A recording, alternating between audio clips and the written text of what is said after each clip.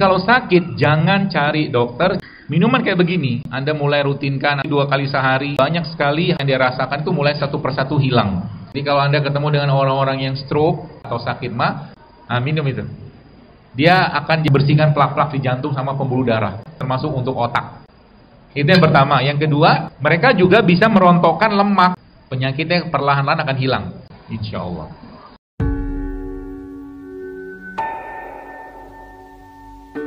Kalau kita bicara kesehatan, Bapak sekalian, maka ada 800 lebih mungkin, kurang lebih ayat-ayat kauniyah atau ayat-ayat yang berhubungan dengan kesehatan, kurang lebih. Yang sebenarnya kalau kita tadabburi di sana, maka ada banyak hal-hal yang luar biasa yang mungkin sains ya, atau mungkin teknologi saat ini mungkin belum mampu menjangkaunya, atau mungkin belum mampu menjelaskannya. Ambil contoh bagaimana keseharian seorang manusia yang mulia, yaitu Rasulullah SAW. Saat ini dikenal, atau mungkin kita mengenal, ada satu istilah yang dikenal sebagai intermittent fasting. Intermittent fasting itu orang ya berpuasa pada waktu tertentu, pada jam tertentu, yang nanti pada waktu tersebut memang dia tidak makan ya, tapi hanya minum saja. Yang sebenarnya Islam sudah memberikan konsep yang jauh lebih baik dari itu. Jadi kalau Bapak Ibu membaca atau melihat riset-riset tentang intermittent fasting ini luar biasa. Dan itu sebenarnya menjadi solusi kesehatan bagi umat Islam khususnya ya, dan manusia secara umum. Karena yang menciptakan kita itu Allah. Allah yang menciptakan kita, maka Allah juga yang memberikan toolsnya. Allah juga yang memberikan softwarenya. Allah juga yang memberikan aplikasinya, tanda kutip, untuk manusia itu bisa menjalankan peran sebagai Abdullah atau sebagai hamba Allah. Untuk menjalankan peran sebagai Abdullah atau hamba Allah, Bapak sekalian, maka pastinya butuh sehat. Jadi ketika seorang itu sakit-sakitan, maka besar kemungkinan ada hal-hal yang berhubungan dengan kesehatan yang disampaikan Allah dalam Al-Quran atau diberikan petunjuk oleh Nabi alaihissalam yang dilanggar sama dia ya. Dan semakin kita kenal dan dekat dan semakin kita paham itu, maka kita akan semakin merasa memang bahwa memang kita diciptakan tidak lain tidak bukan wa ma khalaqtul jinna wal insa illa liya'budun. Jadi kita diciptakan untuk beribadah. Dan kenikmatan hidup di dunia tersebut, dunia seperti ini, yang tidak lain tidak bukan, nggak ada lain kecuali ibadah, hanya ibadah, lain nggak ada. Anda beli mobil, katakanlah beli rumah, atau mungkin punya anak atau apapun yang sifatnya duniawi lah seperti itu, maka biasa tidak lama bahagianya. Kebahagiaan kita justru malah Allah berikan kepada kita ketika kita mulai mendekati Allah dengan berbagai ibadah-ibadah. Maka disitulah nanti Bapak Ibu kita akan merasakan bahwa sebenarnya untuk sehat dalam Islam itu mudah sekali, asal mau. Ya, karena banyak orang seringkalinya malah justru nggak mau. Udah tahu nggak sehat dimakan juga, kan gitu. Sudah tahu nggak sehat masih dimakan, itu namanya apa? Zolim namanya. Ya kan, apalagi Anda sudah tahu katakanlah misalkan soda nggak sehat, mie instan nggak sehat, sudah tahu kan? Kenapa nggak dimakan? Enak kan, nafsu kan ya. Maka iman Bapak Ibu sekalian menjadi rajanya kita. Yang barat ya mungkin mereka mengatakan bahwa kita itu punya 3 otak. Otak pertama tuh di kepala ini, otak kedua ada di perut, otak ketiga ada di, mereka nyebutnya heart atau hati, yang kita dalam Islam menyebutnya kolbu ya. Dan dia rajanya ya. Kalau kolbunya berperan dengan baik dan benar, maka dia tidak akan mau memasukkan sesuatu yang berbahaya. Karena Islam memberikan petunjuk apa? Memberikan petunjuk kepada kita semua bahwa yang namanya makanan itu dia harus memenuhi 3 syarat. Syarat pertama dia harus halal. Kalau nggak halal jangan makan. Itu. Jadi kalau Anda pergi ke restoran ya, dan restoran tersebut Anda ragu nggak halal, jangan makan. Ya. Atau Anda beli roti yang mungkin sekarang di Indonesia mungkin roti secara umum ya, atau makanan secara umum itu ada lembaga yang memberikan legalitas halalnya. Roti itu sebut mungkin roti yang belum ada logo halalnya, misalkan ya Anda ragu jangan makan. Ya, kata Nabi apa? Kata Nabi innal halalu bain wal haramu bain wa bainahuma mushtabihan. Jadi yang halal itu jelas, yang haram itu jelas, di antara keduanya ada syubhat. Jadi kalau mau jaga hati, Hindari semua yang bersifat was-was. Kalau kita cemas, kalau kita merasa ragu di situ, maka jangan dimakan. Itu yang pertama, kunci pertama. Kunci yang kedua adalah toyib. Toyib itu dia harus baik. Baik itu baik jangka pendek atau jangka panjang, dia harus atau tidak boleh memberikan efek yang buruk ke badan.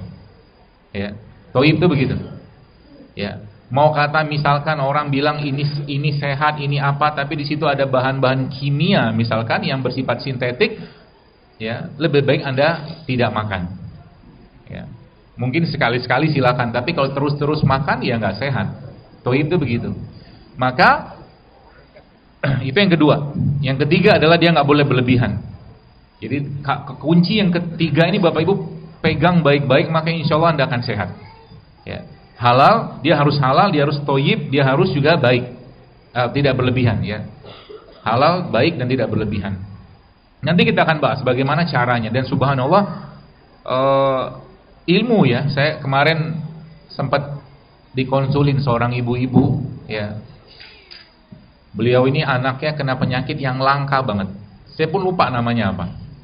Tapi itu sekarang ternyata ada riset atau ada pemeriksaan yang bisa melihat, ya, bisa melihat pada tubuh orang itu kerusakan gennya itu di mana? Kerusakan gennya di mana?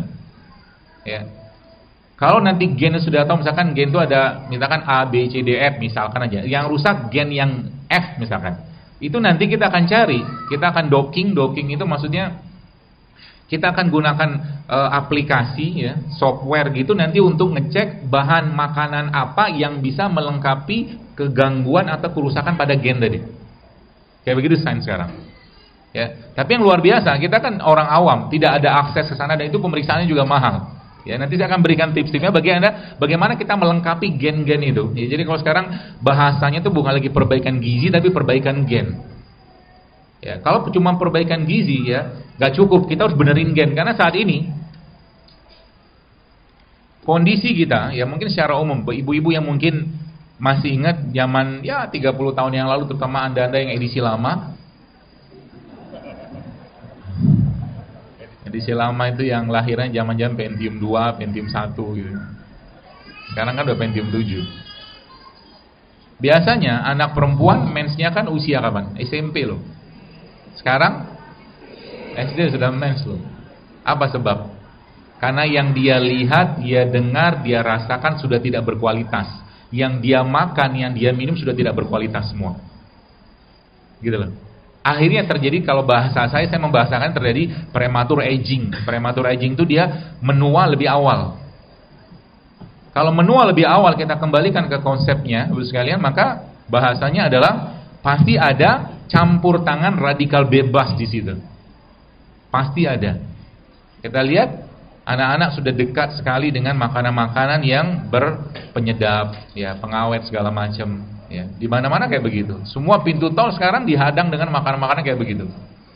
Dan sebagaimana alkohol dan narkoba yang memberikan kecanduan, makanan-makanan yang dibubuhin dengan bahan-bahan sintetik juga akan memberikan kecanduan.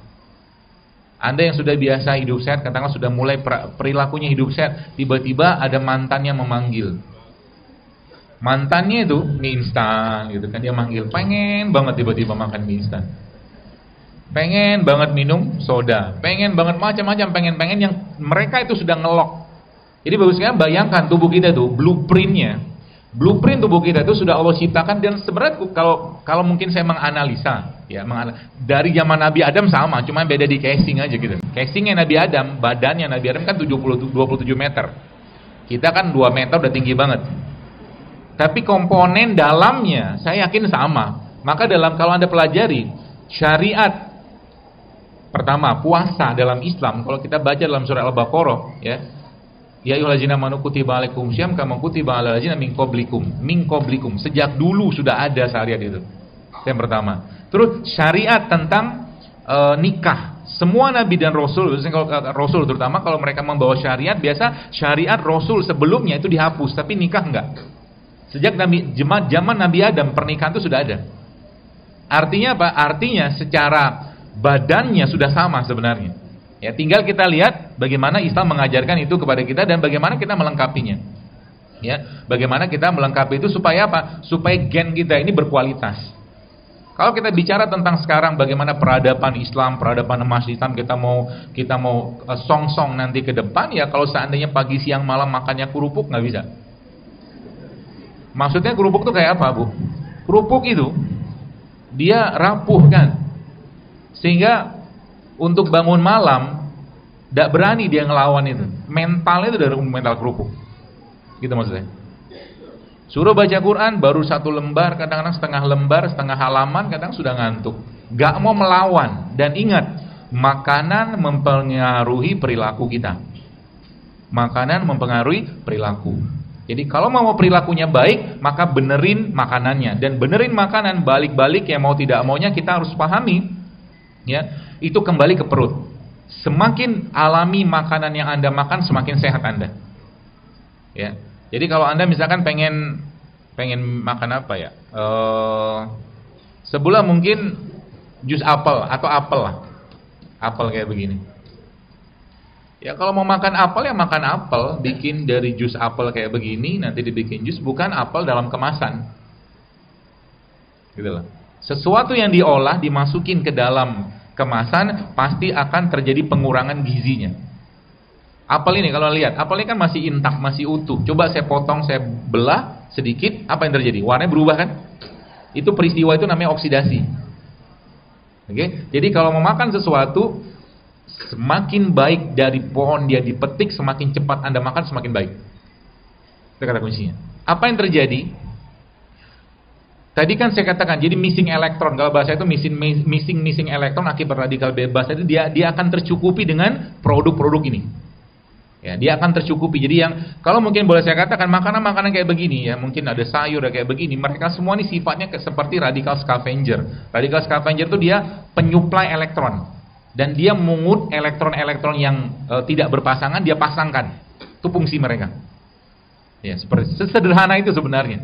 Ya, makanya contoh ya, mungkin ada orang minum kayak begini kan, ada jahe, ada pandan. Minuman kayak begini, Anda mulai rutinkan atau mungkin sekali 2 kali sehari ya, dibandingkan dengan Anda minum teh saset, jauh lebih sehat ini. Dan nasib kita akan beda dengan minum kayak begini dibandingkan dengan minum teh saset. Masalahnya ada kenapa? Kita tidak terbiasa minum beginian. Padahal mungkin sudah pernah ada yang nyobain minum jahe ketemu pandan kayak begini. Enak juga kan, dan dia bisa obat tidur, buat mah juga ya. Iya, contoh aja. Ya. Saya kemarin pas ada kajian di Batam ya, ada ibu-ibu, dia tinggalnya Tanjung Pinang. Dia cerita ke saya bahwa dia kena autoimun. Kena autoimun sekian tahun lah gitu kan, dan autoimun memang di dunia pengobatan barat saat ini memang nggak ada obatnya kecuali steroid kan. Minum steroid. Dan steroid itu baru sekalian salah satu obat yang paling banyak efek sampingnya. Paling banyak. Nah, yang jadi masalah adalah kita, ya umat Islam ini khususnya ya, kalau kita kembalikan kepada bagaimana petunjuk Rasulullah SAW atau Al-Quran memberikan petunjuk, maka harusnya kita harus yakin bahwa semua penyakit itu ada obatnya. Itu dulu. Ya. Tidak mungkin Allah menciptakan manusia untuk menjadi Abdullah, untuk menjadi hamba Allah, tapi tidak menciptakan sarana prasarananya untuk sehat, nggak mungkin. Maka kata Nabi SAW, "Likulli da'in dawaun," kata Rasulullah. Setiap penyakit pasti ada obatnya. Kata Rasulullah begitu kan. Singkat ceritanya, ibu tuh cerita ke saya dan subhanallah dia cerita, dia mulai rutinkan tuh, dia mulai menyetop yang bisa bikin apa namanya? Masalah lah kesehatan di badannya seperti gula pasir gitu kan. Dia mulai stop dan berbagai macam produk-produk yang berbasiskan tepung-tepungan ya. Dan dia mulai minum ini sering. Apa yang terjadi? Dia bilang banyak sekali hal-hal yang dia rasakan itu mulai satu persatu hilang. Ya, mulai satu persatu hilang. Jadi maksudnya gini, ada 2 hal yang Anda pahami, kita pahami bahwa sebenarnya untuk sehat itu Allah memberikan toolsnya tanda kutipnya, softwarenya sama hardwarenya, tanda kutipnya gitu, softwarenya sama hardwarenya. Softwarenya apa? Software pertamanya adalah yang Allah sampaikan dalam Al-Quran, Ista'inu bis-sobri was-sholah. Ya, Ista'inu bis-sobri was-sholah. Mintalah pertolongan dengan sabar dan sholat. Itu software yang paling utama. Jadi kalau sakit, jangan cari dokter, jangan cari herbalis, jangan cari terapis, tapi carilah Allah. Dengan cara apa? Dan begitu yang Nabi SAW ajarkan kepada kita. Jadi Nabi mengajarkan seperti apa? Kalau ada masalah, kalau ada apapun, maka Nabi berwudu, kemudian sholat 2 rakaat minta petunjuk kepada Allah. Maka sama juga dengan kita. Kalau ada sakit, bingung mau ngapain, maka sholatlah 2 rakaat, minta petunjuk sama Allah. Ya Allah, apa obatnya, apa tumbuhannya, apa produk yang kau ciptakan yang bisa mengobati penyakitku dan menyembuhkan dengan izinmu. Itu softwarenya. Ya, dan jangan tinggalin itu. Selama ini kita sering lupa kan, banyak orang dengan penyakit-penyakit berat yang ditinggalkan, malah Allahnya tinggalin. Bergantung semua sama obat, bergantung semua sama herbal, nggak bisa gitu. Kenapa? Karena Allah yang sembuhkan. Saya katakan demi Allah, kalau Allah tidak berkehendak, tidak akan terjadi. Nggak akan terjadi. Ya. Itu yang pertama. Yang kedua apa? Sebenarnya banyak. Seperti kita bicara tentang sholat malam, sholat tahajud. Ya. Banyak orang ketika ditanya, kalau sudah pergi umroh, ditanya mau umroh lagi nggak? Mau. Ya. Mau haji lagi nggak? Mau. Tapi kenapa mereka tidak merasakan kenikmatan yang sama ketika mereka sholat malam? Dan sholat malam itu obat yang paling baik untuk penyakit-penyakit berat. Ada risetnya? Ada. Ada risetnya. Ya. Maka kalau kita sudah menjadikan syariat yang Allah perintahkan atau Nabi SAW contohkan, maka sebenarnya semua penyakit kita itu obatnya ada di syariat. Tapi ada tapinya. Kita tidak melakukannya untuk sehat. Kita melakukannya karena ketaatan dan kewajiban. Sholat bikin sehat, jelas. Sedekah bikin sehat, jelas. Puasa bikin sehat, apalagi. Sholat malam, apalagi. Semua bikin sehat. Semua syariat menyehatkan, tapi kita melakukannya karena kewajiban, bukan untuk sehat. Ya, maka nanti kembali ke apa? Ke konsep yang bagaimana kita bicara tentang konsep sehat dalam Islam. Dan ini saya ulang berulang-ulang bahwa konsep sehat dalam Islam adalah sehat itu bermula dari kolbunya dulu atau hatinya dulu. Dan hati kita itu bagus sekalian, makanannya adalah tidak makan. Kolbu kita itu makanannya tidak makan. Maka kalau mau fisiknya sehat, jangan banyak makan. Sebab apa? Kolbunya, kata dasarnya. Kata Nabi SAW apa? Iza sholahat sholat jasadakulu wa iza fasadat fasad jasadakulu, kata Nabi. Kalau hatinya, kolbunya sehat, maka fisiknya akan sehat. Sedangkan kolbu itu makanannya tidak banyak makan atau lebih baik puasa. Buktinya apa? Anda tidak akan bisa sholat dengan khusyuk, doa dengan khusyuk, baca Quran dengan khusyuk kalau seandainya perutnya kenyang, nggak bisa. Karena salah satu pintu masuknya syaitan dan lemahnya iman adalah banyak makan atau kekenyangan.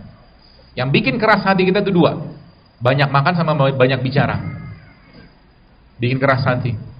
Maka salah satu tips promil yang saya pernah share waktu itu di feed juga adalah bagaimana Nabi Zakaria ketika beliau disampaikan atau diinfokan oleh Allah Subhanahu Wa Taala, apa tandanya ya Allah kalau nanti istriku hamil, kata Nabi Zakaria alaihissalam, kata Allah apa? Firman Allah apa? Kau tidak akan bicara selama 3 hari kecuali menyebut nama Allah. Maka cara paling mudah untuk hamil lah, jangan banyak ngomong, zikir aja terus, banyak-banyak istighfar, nanti hamil lah dia. Yang kedua apa? Sedekah. Sedekah itu ya, banyak hadis, Bapak Ibu bisa baca hadis-hadis tentang sedekah. Bagaimana sedekah itu bisa mengubah kondisi kita, penyakit kita. Maka kalau sakit, Bapak sekalian, yang dilakukan pertama kali jangan berobat dulu, sedekah dulu. Dan kalau sedekah, Bapak Ibu sekalian, jangan tanggung-tanggung. Contoh nih, kencelengan lewat sekarang misalkan. Anda di depan Anda ada kencelengan lewat dan di dompet Anda punya uang 50.000 yang masih baru sama 50.000 yang udah lecek. Adabnya kita sama Allah adalah kasih 50 atau berikan atau masukkan atau infakkan 50.000 yang masih baru. Itu adab. Anda tidak akan bisa atau kita tidak akan mungkin Pak Bu ketemu Allah pakai kaos oblong, kaos dalam, nggak mungkin. Itu adab kan? Adabnya kita ketemu Allah apa? Subhanallah, Nabi udah contohkan, bersiwak dulu, mandi dulu, pakai minyak wangi dulu, kan begitu. Maka sunnah-sunnah kenabian itu kalau kita pelajari, memotong bulu kemaluan, ya, motong kumis, ya, kemudian bersiwak, ya, kemudian berbekam, ya, dan mencukur bulu bulu ketiak kalau nggak salah, itu 5 sunnah-sunnah kenabian masuk bekam, maaf. Itu semua menyehatkan memang. Sunnah-sunnah kenabian, 5 sunnah kenabian. Yang sedekah. Jadi itu salah satunya, tools, softwarenya, ya. Anda bayangkan boskan, bagaimana caranya hati kita itu, ya, sebelum nanti kita bahas tentang fisiknya. Hati kita itu, bos sekalian, dia butuh digetarin. Dia butuh digetarkan. Ya, dengan cara apa? Dengan cara kebaikan. Dengan cara kebaikan. Semakin kita demen, doyan, gemar berbuat kebaikan, semakin sehat hatinya. Adakah janji Allah atau janji Rasulullah di situ? Ada. Kalau sekarang nih misalkan, ya, ada ibu-ibu atau bapak-bapak di belakang yang nggak dapat tempat, lalu Anda ngeliat depan Anda kosong. Hajatnya dia, ya, adalah duduk di majelis ini misalkan.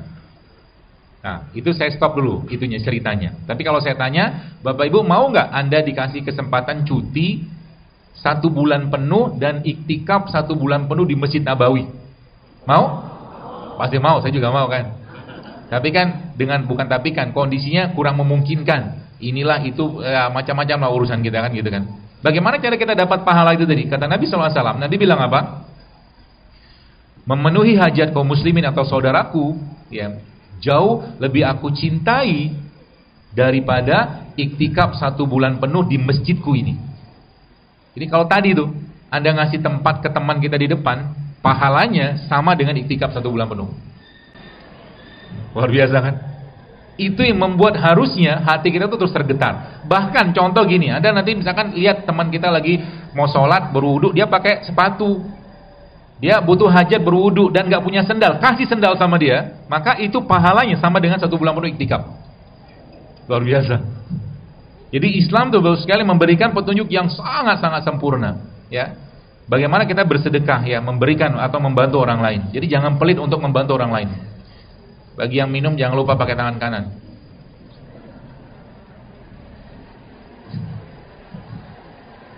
Ini tangan kanan, jangan lupa. Saya itu mengamati Anda dari depan. Mata saya mensensor Anda semua. Dan setiap kajian selalu saya temukan ada yang minum dengan tangan, nggak apa-apa, khilaf, ya. Tapi ingat, kalau kita mulai meninggalkan hal-hal yang sederhana, maka hal besar pun nanti kita akan tinggalkan. Maka mulai dengan hal-hal yang kecil dulu, nggak apa-apa. Semoga Allah ampuni kita. Baik, termasuk juga salah satu tipsnya, ya, tipsnya bagaimana qalbu kita, jiwa kita itu atau hati kita itu bisa tergetar, Bapak sekalian. Ya. Allah Subhanahu wa taala seringnya memberikan kepada kita itu, menunjukkan kepada kita itu, mata kita itu dengan pandangan-pandangan, di situ Allah ingin hatinya kita itu tergetar. Contoh, Anda pergi dari sini tadi, ya, dari rumah mungkin ke masjid ini, mungkin Bapak Ibu ada melihat, atau jamaah sekalian melihat, ada ibu-ibu, mungkin bapak-bapak yang lagi mungkin dorong gerobaknya, bawa sampah mungkin, atau bawa barang rongsokan. Bahkan ada yang anaknya ditidurkan di atas gerobak tadi. Kira-kira Allah ada maksud nggak dengan itu? Ada, ya, ada, pasti ada maksud. Apa itu? Help them, bantu mereka, tolong mereka, santuni mereka, supaya apa? Supaya hati kita menjadi lembut. Bagaimana caranya? Kan sudah saya bilang tadi bahwa kalau kita bicara untuk Allah, kepentingannya Allah, maka jangan tanggung-tanggung. Ya. Kalau Anda ngasih orang kayak begitu, maaf, misalkan kita kasih cuma 5.000, paling dia bilang ya terima kasih, gitu doang kan. Coba kasih yang banyak. Coba kasih yang banyak. Besar kemungkinannya, Bapak sekalian, dia akan terduduk, bahkan menangis, mengucapkan doa untuk Anda yang banyak banget. Betul nggak? Maka jangan pelit sama Allah. Ya, jangan pelit sama Allah. Kalau perlu kuras isi dompetnya, habisin semua. Berani nggak? Nanti pulangnya gimana? Kan ada handphone, bisa minta jemput. Bisa pakai apa? Ojek online. Bisa kan? Baik, saya ceritakan supaya Anda terinspirasi. Mudah-mudahan terinspirasi. Jadi, saya pernah suatu hari pengen beli jam. Jam itu cukup mahal harganya buat saya, ya. Tak tahu berapa juta lagi, tapi saya pengen beli jam itu gitu kan. Di tempat di mall lah gitu kan. Pas lagi ke mall, saya bilang pengen gitu, seneng gitu dengan, dan boleh buat kita tuh boleh. Kita pengen sesuatu yang bagus untuk diri kita tuh nggak masalah, itu sedekah untuk kita, nggak masalah. Ya. Tapi saya nggak punya uang saat itu, belum ada dana untuk itu. Saya bilang sama Allah dalam hati saya, ya Allah, tolong murahkan jam ini untuk saya. Gitu doanya. Jadi kita kalau pengen sesuatu tuh ngomongnya sama Allah, tolong murahkan jam ini untuk saya, ya Allah. Nggak lama lah, 6 bulan waktu itu, setelah kejadian itu, akhirnya saya bisa beli jam itu. Dengan bahagialah pakai jam kan. Kalau laki-laki yang suka jam, perempuan kan tas sama berlian, sama emas. Jadi kalau lagi ngambek ibu-ibunya, ajak ke toko emas, ajak toko berlian. Silakan pilih, pilih aja, belinya nanti.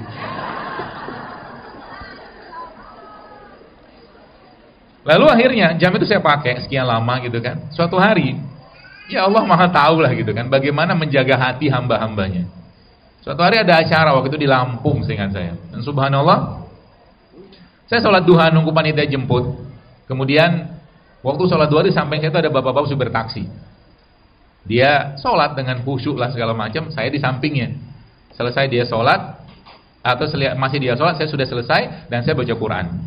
Apa yang Allah tegur atau apa yang Allah sampaikan kepada saya saat itu di Al-Quran itu, Allah bilang gini, dan kamu tidak akan sampai pada kebajikan yang sempurna hingga kamu menginfakkan apa yang paling kamu cintai. Petot gitu kan. Mau diapain kayak begitu kan? Itu kan tanda dari Allah kan. Allah pengen ngomong sama kita. Apa yang saya kerjakan dalam hati saya bilang, saya dalam lisan saya berbisik, ya Allah, saya nggak cinta dengan jam ini, saya bilang. Saya buka jam itu, sekarang saya ambil uang ke ATM dan saya kasih supir taksi itu, dan dia bisa pulang kumpul sama keluarga dan saya dapat doa dia. Saya kasih tahu, Pak, ini jamnya cukup mahal, Bapak pakailah, mau jual silakan. Begitu. You have to let it go. Kalau Anda mau sehat fisiknya, you have to let it go this world. Anda harus lepaskan dunia ini. Anda harus lepaskan. Dan dia jadi belenggu, Pak Bu. Ya, jangan pernah ragu untuk melepaskan dunia. Itu kan dunia kan. Dan Allah pasti akan ganti. Baru sebulan saya beli lagi jam itu. Sebulan kemudian. Kemarin waktu di Batam gitu kan, ada ibu-ibu, ternyata orang Singapura, ya seorang muslimah gitu, dia konsul ke saya. Konsul saya, subhanallah, saya ya senang ada di ruangan panitia gitu kan, ruang DKM gitu. Subhanallah, tiba-tiba panitia kasih dia masuk dan dia pengen ngobrol saya gini-gini bla bla bla segala macam. Saya sih anggap ngobrol aja. Tiba-tiba dia menyodorkan semacam apa tuh, angpau gitu loh. Amplop kayak uang kita lebaran gitu. Ya saya terimalah sama dia kan. Dok, ini buat apalah, dia bilang buat jajan segala macam. Saya buka isinya ternyata uang. Berapa? 100 Sing dolar. 100 Sing dolar itu berapa? 1,4 juta kan? Iya, 1,4 juta kan, kurang lebih kan? 100 Singapura dolar kan sekitar 14 ribuan sekarang, 13 ribuan lah. Uang itu saya kemanain? Kalau Anda mau sehat hatinya, kalau Anda mau sehat fisiknya, maka caranya begini, saya kasih tahu. Tapi kalau Anda mau kerjakan nggak? Nah, nanti Anda tidak akan pernah gusar sama dunia. Serius. Sekarang kalau kencengan lewat, ya, sudah dilewatin belum? Sudah. Lewatin lagi deh. Baik. Masukkanlah uang 2.000. Masukkan uang 2.000. Anda feel free aja kan? Anda is nothing to lose lah gitu lah bahasa kita kan? Cemplungin aja kan? Tapi ketika Anda masukin uang 100.000, bergetar tangan itu kan, susah kan? Betul gak? Bahkan ngeluarin aja susah dari dompet. Kalau Anda mau let it go, mungkin bahasa kerennya, Anda mau let it go this world, kalau Anda mau tinggalin dunia ini, perasaan Anda ketika ngasih uang 100.000 itu harus sama dengan ketika Anda ngasih 2.000. Anda tahu uang 100 dolar itu saya kasih ke siapa? Pertama, saya kasih ke tukang parkir waktu saya ada kajian di Bintaro. Saya kasih, dia lihat itu kaget kan, 500.000, 50 Sing dolar tuh hampir 600.000 loh itu satu lembar. Dia kaget gitu. Saya langsung pergi, assalamualaikum Pak, bye-bye gitu kan. Satu lagi saya kasih ke penjaga sepatu di satu masjid di Jakarta. Saya kasih itu, kaget dia. Itu cara menjaga. Itu sebabnya kalau kita belajar pada salafus saleh, mereka semua begitu. Yang nanti kalau Anda pada tingkat itu sudah Anda mencapai, Anda akan yang kemarin saya posting itu sifat karim.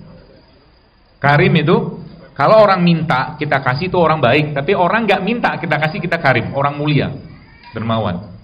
Dan itu cara paling mudah untuk hidup sehat. Percayalah. Ya, kalau mau coba, ya. Jadi kalau misalkan ada tukang parkir gitu kan, biasa kasih 2.000, 3.000, sekarang coba kasih 100.000. Kira-kira dibalas Allah nggak? Pasti dibalas, tenang aja. Makanya sering saya sampaikan, kalau Anda pengen pergi umroh dan punya dananya cukup banyak, jangan ambil umroh yang murah. Yang mahal sekalian. Hotel paling bagus, pesawat paling bagus. Kalau bisa nanti tiket pesawat Anda upgrade ke bisnis. Toh kan sedekah buat Allah kan? Pasti diganti nggak? Pasti diganti. Jangan bakhil sama Allah. Ibu-ibu misalkan Anda bisa beli jilbab yang bagus, misalkan mau kajian, beli jilbab yang bagus. Jilbab yang lama dan masih cukup layak pakai, Anda kasih orang. Bapak-bapak misalkan Anda bisa beli baju cukup baik untuk ketemu Allah, maka baju Anda ketemu Allah harus lebih baik pada baju ketemu orang. Harusnya begitu. Cara kita untuk let it go, melepaskan dunia. Ya, nanti kenjelengannya diadarin lagi deh. Kita lihat ada perubahan nggak? Ulang lagi mau? Ulang lagi deh. Kita lihat. Katanya mau berubah kan? Yakin? Allah saksinya ya. Gitu, ya. Sering kali kayak begitu, Bu. Ya. Supaya apa? Supaya jangan ada keterkaitan kita atau keterikatan kita dengan dunia ini. Percayalah. Ya. Sebab apa? Lagi-lagi saya sampaikan, kalau tadi bicaranya tentang kolbu, jadi kan kata kunci pertama ya, kolbu itu harus sehat dulu. Kalau mau fisiknya sehat, kolbu harus sehat dulu, baru fisiknya sehat. Ini yang Nabi sampaikan.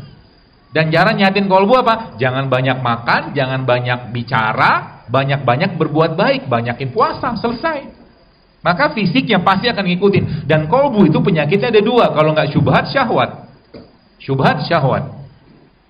Semakin kita jauh dari dua hal tadi, maka akan semakin sehat apanya? Fisiknya kita. Gitu ya. Nanti kita akan belajar bagaimana cara memperbaiki, insya Allah. Semoga Allah mudahkan. Ya.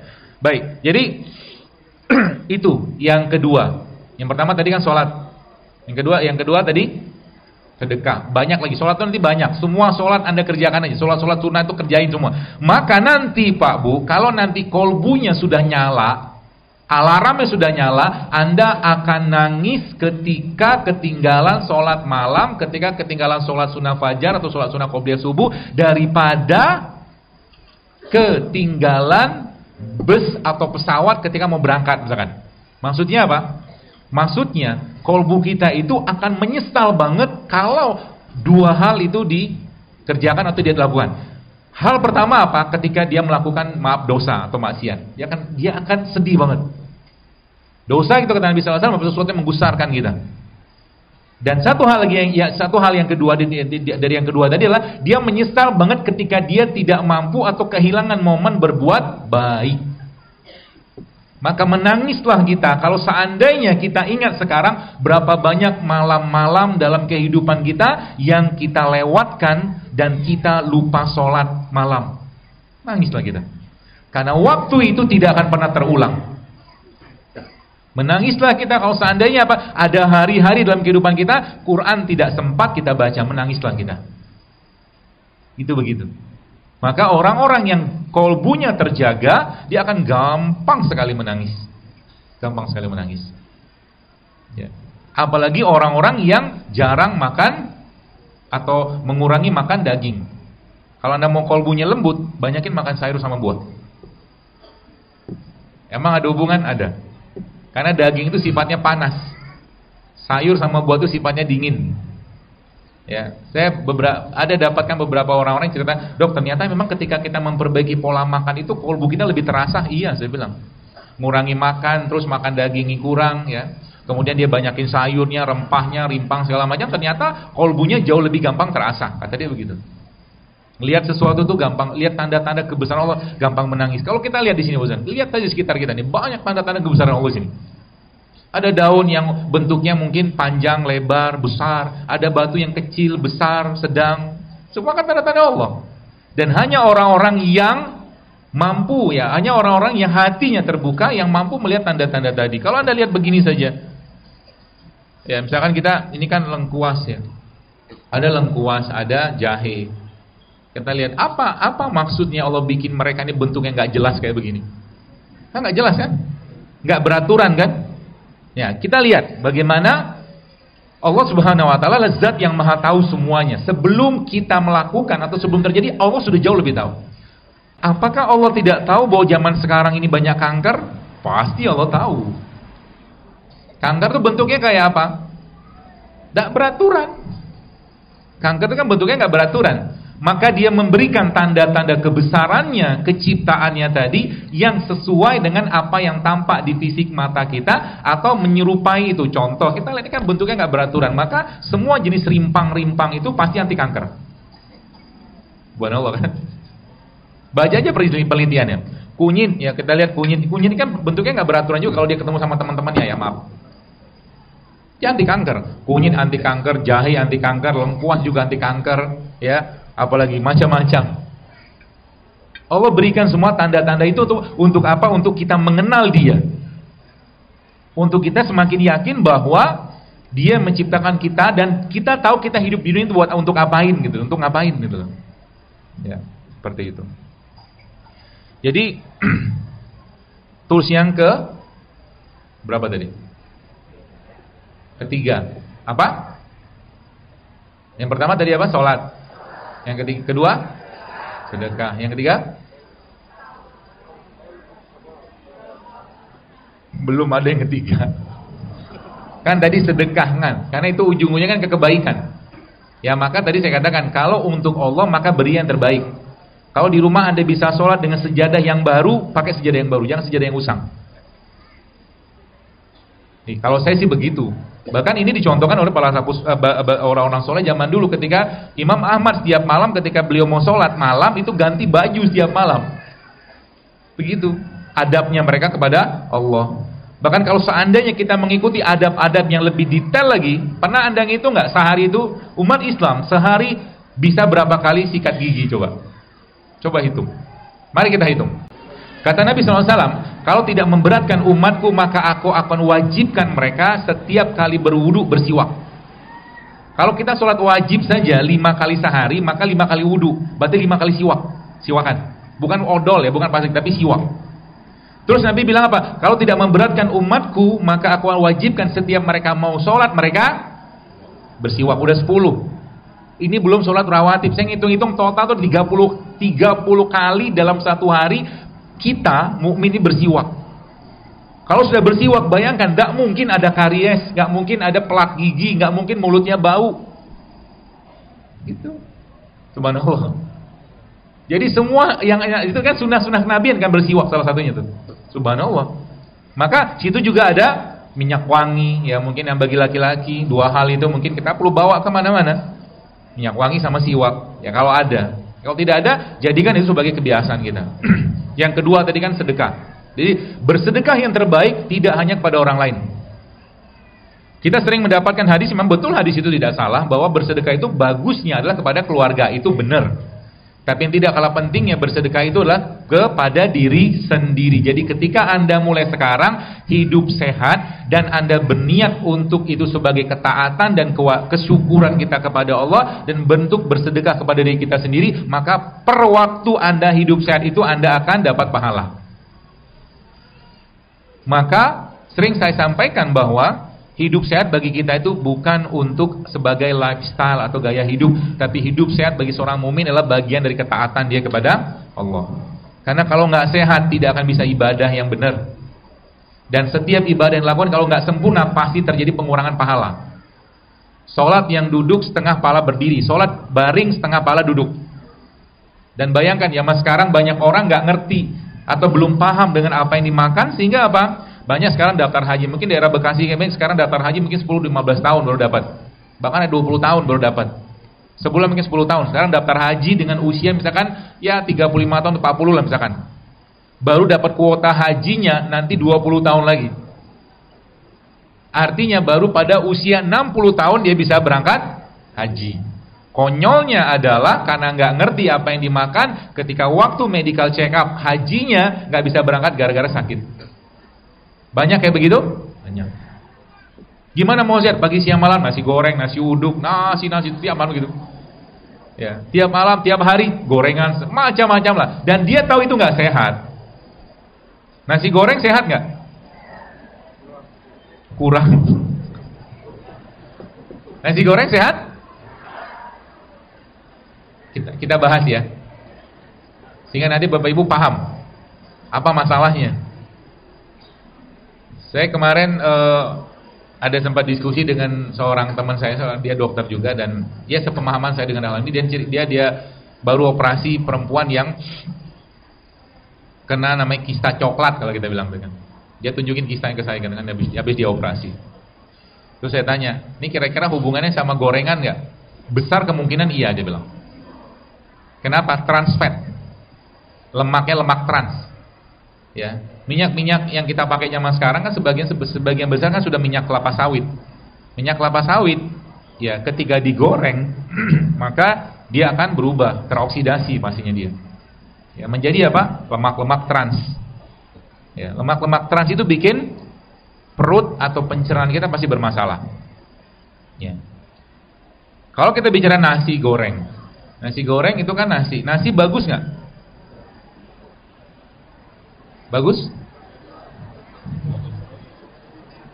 Bagus kalau tidak digiling berlebihan. Kalau masih ada pembungkusnya. Ya, tapi sayang yang pembungkusnya nasinya itu yang makan ayam. Iya kan? Apa bekatul atau sekam itu kan yang makan ayam. Jadi ayamnya nggak kena diabetes, manusianya kena diabetes. Ya. Betul nggak?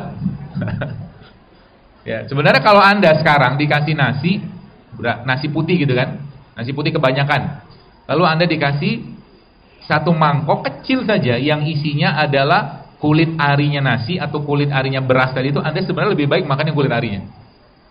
Dan kalau ada ayam situ lagi makan, yuk makan bareng sama dia. Kenapa? Karena sebenarnya dia jangan dipisahin sama nasinya. Dia jangan dipisahin sama berasnya. Kalau dia dipisahkan aman. Anda makan berasnya. Cuma zaman sekarang kan sudah habis semua kan. Udah putih, udah wangi. Tinggal kalau bahasanya itu tinggal glukosa saja. Tinggal gula saja pada nasi tadi. Maka kalau orang-orang yang kena diabetes biasanya kalau pergilah ke dokter, salah satu dilarang kan makan nasi kan. Karena kan gula kan. Gula kalau tidak dipakai berubah menjadi glikogen namanya. Glikogen kalau tidak dipakai berubah jadi lemak. Gula, glikogen, lemak. Ingat aja gitu. Minyak kira-kira kategorinya apa? Udah lemak duluan kan? Ini sekarang ada nasi yang isinya gula. Oke? Terus digoreng pakai minyak. Maka udah dua ketemu lemak kan? Lemak masuk ke badan, dia ngacauin hormon. Lemak trans kayak begitu. Semua sistem bisa dikacaukan sama dia. Lalu dia makan lagi. Biasanya kalau makan nasi goreng temannya apa? Telur. Oke, kita bahas telur. Telurnya kan protein. Protein yang saya pahami sih ya, kata guru saya, itu pada suhu 55 derajat Celcius sudah rusak kalau dipanaskan. Goreng telur kira-kira minyaknya panas, mendidih nggak? Kemungkinan besar panas, dan suhunya tidak mungkin 55. Kemungkinan di atas 60 atau 70 derajat ke atas mungkin. Telurnya di protein ketemu minyak, dipanaskan, jadi telurnya matang. Tapi nilai gizinya ada nggak? Habis. Dan nasinya cuma sisa gula doang, ketemu minyak, ketemu telur, dimakan sama gorengan. Betul? Apa yang terjadi? Coba, apa yang terjadi? Ngantuk, ya kan? Nambah, tidak apa-apa nambah, tapi tetap habis nambah akan ngantuk. Sebab apa?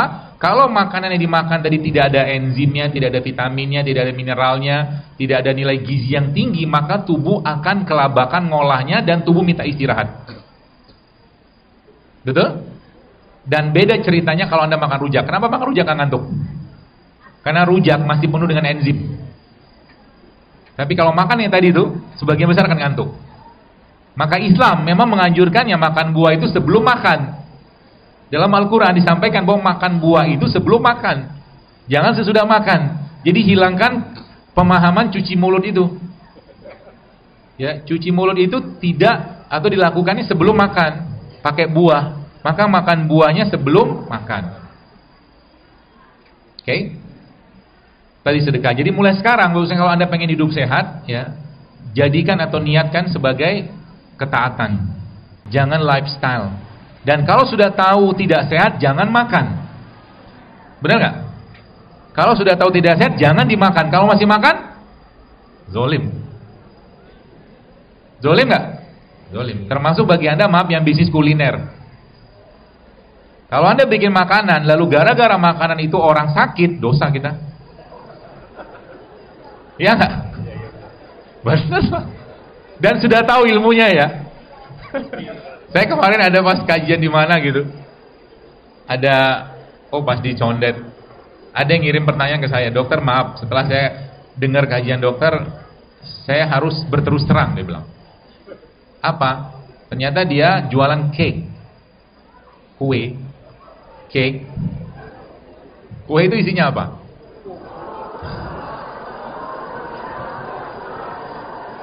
Gula, tepung, telur.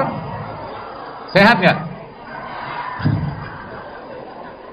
Terus dia bilang gini, apa saya harus hentikan jualan saya ini? Saya bilang jangan. Saya bilang jangan. Kalau jualan ini mata pencaharian Anda utama untuk keluarga, jangan stop. Tapi kalau Anda sudah ngerti ilmunya, maka tolong switching, tolong ubah. Cari tepung non gluten, cari pemanis yang sehat. Bisa kan? Bisa. Bikin kue yang sehat bisa kok. Nggak masalah. Dan kenapa sekarang, Bapak saya maaf, boleh saya katakan, kenapa banyak sekarang banyak orang kena penyakitan dan gampang sakit? Karena di berbagai tempat ini jual udah makanan nggak sehat semua. Di Batam kemarin ada abang-abang jualan gorengan, dia kirim surat ke saya. Abang-abang jual gorengan, sama. Ngomongnya juga sama, dok. Setelah saya dengar kajian dokter, saya jadi berpikir untuk nggak jualan gorengan lagi, dia bilang. Saya bilang bagus, kan bisa jualan buah. Iya kan? Semudah itu digantinya. Dan kalau marketnya sudah kita bentuk sekarang, maka abang-abang gorengan di luar sana dia akan berubah jualan. Iya kan? Dia jualan jus tanpa gula, dia akan jualan buah. Ya, kita menciptakan market yang baru gitu loh. Jangan khawatir. Dan tidak akan berkurang rezekinya, tenang aja. Jangan jangan kita berpikir untuk menjadi malaikat gitu. Jadi rezeki mereka gimana, tenang aja, Allah yang atur. Ya. Kenapa? Ya sekarang kalau gini Bu, ada orang bikin makanan, produsen atau pabrik atau apapun, terus kita makan dan tahu nggak sehat, kita tahu nggak, kira-kira yang bikin makanan tadi mau tanggung jawab nggak kalau kita sakit? Nggak mau, bodoh amat gitu kan. Yang penting jualan saya laku, gitu kan. Kita harus tanggung jawab dengan diri kita sendiri. Sebab nggak ada yang mau tanggung jawab kalau kita mau berobat. Ya kita harus keluar uang sendiri. Maka daripada ngurusin mereka, lebih ngurusin diri sendiri gitu loh. Jadi mulailah untuk berpikir bikin kuliner-kuliner sehat. Ya kemarin Masya Allah di Batam itu waktu kita ada kajian itu 3.000 orang hadir. Masya Allah, tabarakallah. Itu jadi panitianya bikin bazar sehat. Jadi masyarakat atau umat Islam khususnya dikenalkan dengan makanan-makanan sehat. Kecap sehat, tepung sehat, gula sehat, banyak ternyata. Garam sehat. Gitu loh. Jadi kalau sudah kayak begitu, ya alhamdulillah nanti abang-abang kelapa muda akan banyak kebanjiran order. Asal minumnya tidak pakai gula. Udah paham? Asal minumnya tidak pakai sirup. Pernah baca ada peringatan di sirup sekarang kan banyak peringatannya. Jangan diminum atau jangan dikonsumsi untuk wanita hamil, menyusui sama anak-anak di bawah 5 tahun. Itu di sirup ada loh sekarang. Betul? Kenapa nggak boleh diminum? Karena ada pemanis buatan. Sedangkan kita punya pemanis yang paling baik yang mengandung semua jenis kebutuhan asam amino kita. Oke? Nah, sebelum kita sampai situ kita balik yang terakhir loh, Yang terakhir adalah puasa. Ya. Yang terakhir adalah puasa. Maka jadikan puasa sebagai teman dan sahabat karib kita. Kalau nggak mampu puasa Daud, ya puasa Senin Kamis. Kalau nggak mampu puasa Senin Kamis, puasa Ayyamul Bid atau 3 hari dalam 1 bulan. Sebab itu adalah obat untuk 2 hal. Obat pertama untuk kolbunya kita. Kolbu kita tuh obatnya adalah tidak banyak makan untuk puasa. Obat yang kedua untuk fisiknya kita. Apa yang terjadi kalau orang itu berpuasa? Banyak sekali yang terjadi. Ya. Kalau sekarang dikenal sebagai kalori restriction namanya, mengurangi kalori yang masuk, atau intermittent fasting. Apa yang terjadi? Yang terjadi pertama, body fat kita akan turun. Body fat itu lemak badan. Jadi sekarang kalau menggunakan indikator IMT atau indeks massa tubuh nggak terlalu bisa dipakai. Indeks massa tubuh atau body mass index itu hanya menilai skala berat badan normal. Tapi yang tidak dibahas di situ adalah lemak total sama lemak visceralnya, kita nggak dibahas. Maka lemak total sama lemak visceral harus dicek. Cara ngeceknya gimana? Pegang pinggang. Kalau pinggangnya jangan sekarang lah. Aib. Kalau pinggangnya banyak lipetan, lingkar pinggangnya lebih dari 100 cm kalau laki-laki, maka lemak total dan lemak visceralnya kemungkinan besar tinggi. Itu indikatornya. Kalau lemak total dan lemak visceral yang tinggi, otomatis bisa dipastikan kemungkinan besar tubuhnya penuh dengan radikal bebas. Banyak, bukan penuh. Itu yang pertama. Lalu yang kedua apa? Dia akan mengaktifkan satu proses yang namanya autofagi. Autofagi itu adalah tubuh akan memakan sel-sel yang rusak, dan itu hanya bisa dilakukan tubuh kalau puasa. Kalau nggak puasa nggak bisa. Atau Anda mengurangi kalori yang masuk. Dan kalau kita bahas puasa, umat Islamnya harusnya menjadi umat yang paling sehat sebenarnya. Masya Allah. Kenapa? Kita bahas. Sekarang kan, tadi saya cerita tentang ada namanya intermittent fasting. Intermittent fasting itu gini Bu, kalau pakai konsepnya Barat, jadi kita itu nggak makan tapi minum aja. Yang diminum pun tertentu, nggak semua. Dia hanya membolehkan teh hijau atau kopi. Karena teh hijau atau kopi itu dia, kalau kopi bisa menekan rasa lapar, tapi tanpa gula ya, kopi organik, kopi bubuk. Jangan berpikir kopi saset. Kopi organik, kopi bubuk ya, ada biji kopi digiling, itu kopi yang dimaksud. Itu bisa menekan rasa lapar. Yang pertama. Atau yang kedua menggunakan teh hijau. Polanya yang mereka pakai adalah ada namanya 16 to 8. 16 itu 16-8. Jadi 16 jam mereka berpuasa, 8 jamnya makan. Ini ala mereka ya, tapi Islam nanti punya solusi yang jauh lebih baik. Oke? Atau ada yang 24. Jadi 20 jam berpuasa, 4 jam makan. Semakin lama rasa laparnya, maka semakin tubuh akan meriset seluruh sistemnya. Jadi kalau tadi Bapak Ibu pahami kata-kata saya tadi, ada gula, ada glikogen, ada lemak, maka glikogen ini yang tengah, yang bagian pertama atau pengubahan pertama dari gula tadi, itu disimpannya di kulkas, istilah aja. Lemak disimpan di freezer. Kalau Anda pengen, sebelah mungkin Anda yang punya frozen food di rumah, misalkan daging ayam, dagingnya kan dimasukin ke freezer. Untuk ayam ini dimasak dari freezer kan butuh waktu. Oke? Artinya untuk ayam ini diubah jadi energi, atau gula, glukosa, protein segala macam tadi, dia butuh waktu tertentu. Nah, konsep ini dipakai dalam konsep berpuasa tadi. Artinya kalau mau bongkar isi freezernya, lamain puasanya. Paham ya? Nah, itulah yang akhirnya saya ketemu, subhanallah, satu buku ini bagus sekali. Judulnya Longevity Solution.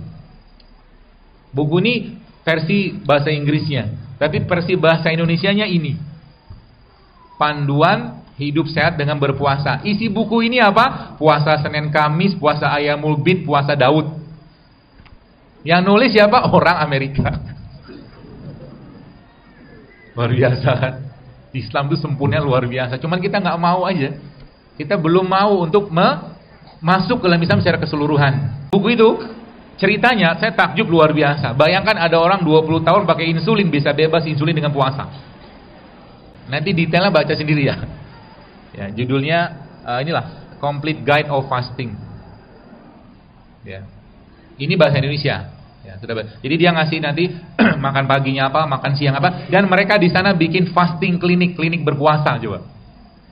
Masya Allah. Harusnya saya katakan Islam yang mengambil peran itu gitu loh. Nabi udah contohin, intermittent fasting itu kan sudah dikerjakan ala-alanya Nabi kita SAW. Tanya Aisyah, ya Aisyah ada makanan nggak? Nggak ada. Kalau gitu aku puasa. Kan puasa, intermittent fasting. Nanti makan lagi kalau ada makanan. Gitu loh. Sesimpel itu. Ya. Itu tadi autofagi.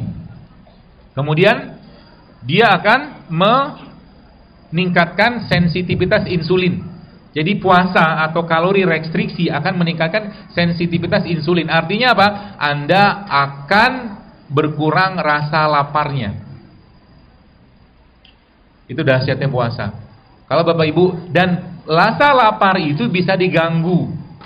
Dengan cara apa? Dengan cara kita, atau bukan kita sih, dengan cara seseorang itu banyak konsumsi. Kan sudah saya posting kurma. Rasa lapar itu akan hilang. Artinya orangnya akan lebih sering makan kalau banyak makan gula. Gula pasir.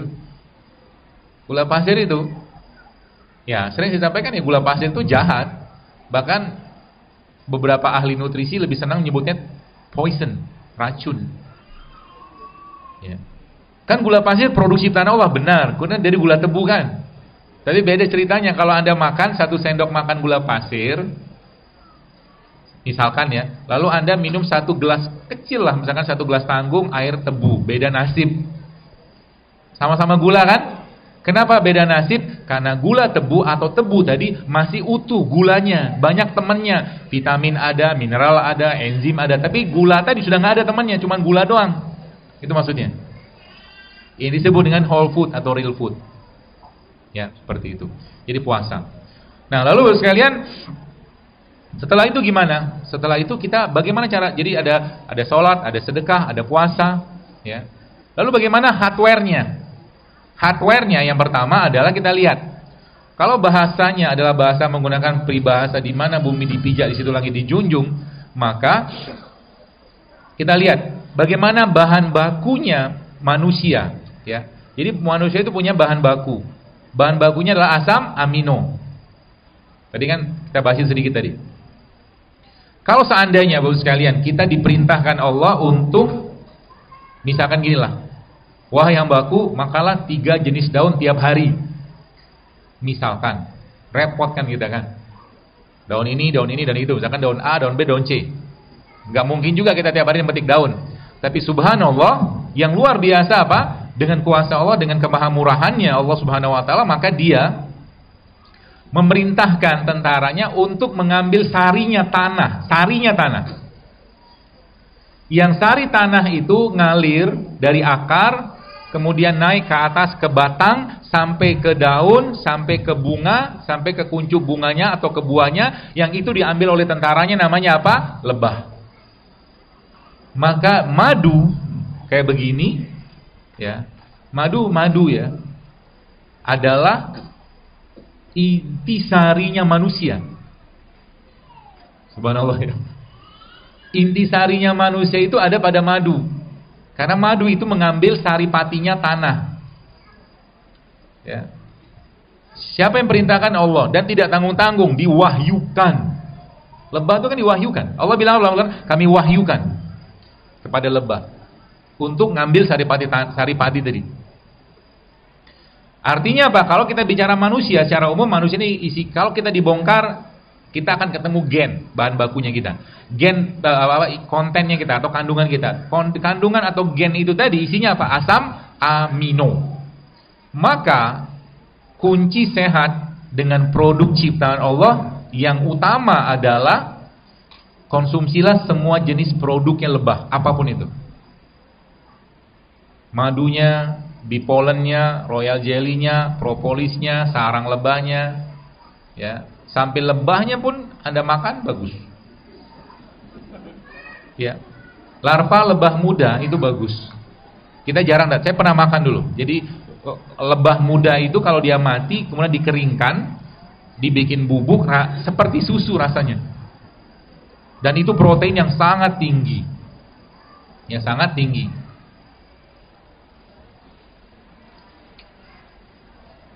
Ya kayak gini kan, ini bipolen nih. Nanti coba buka aja, Anda lihat di internet isi bipolen itu apa?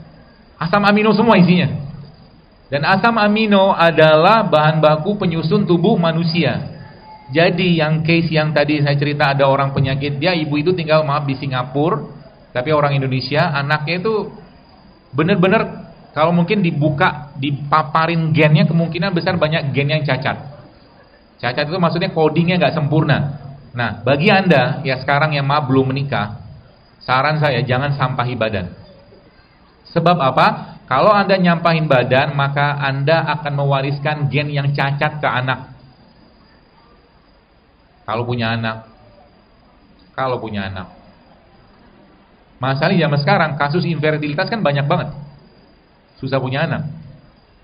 Kosmetik udah bermasalah, sabun udah bermasalah, sampo udah masalah. Ya. Jadi, bagaimana cara penggunaannya?